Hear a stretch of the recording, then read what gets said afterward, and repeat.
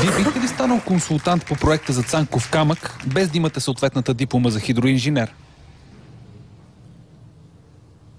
Цанков. Да, имаше един Цанков, ама той почина. Не знам, вие не знаете ли, преди 20 дена почина човека.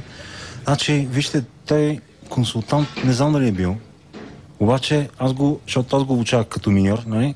Беше, работяга беше, добър беше. Само, че е много луда глава, нали? И понеже в камерата с природния газ, там имаше табелка да не се пуши, ама той, нали, е улавичък и запали цигарка и си отиде, нали? Камък, аз му правих камъка, нали? Това е, нали, Цанков камък, аз му правих камъка.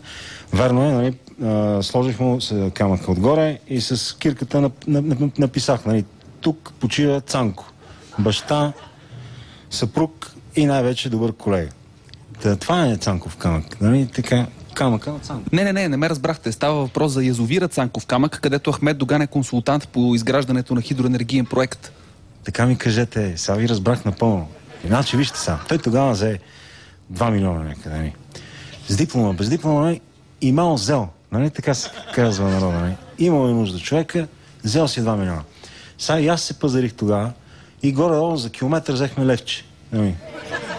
Което не е лоша цена. Копахме яко и изкопахме тунел, нали, там, за около 4 лева го направихме тунел. Само, извинете за безпокойството, искам само да ви попитам, понеже съм чувал, нали, че телевизията, нали, като снимаш нещо, нали, и се плаща, нали, нещо хонорар се казваше, нещо такова.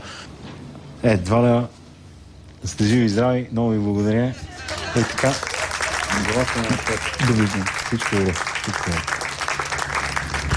2 лева! 2 лева!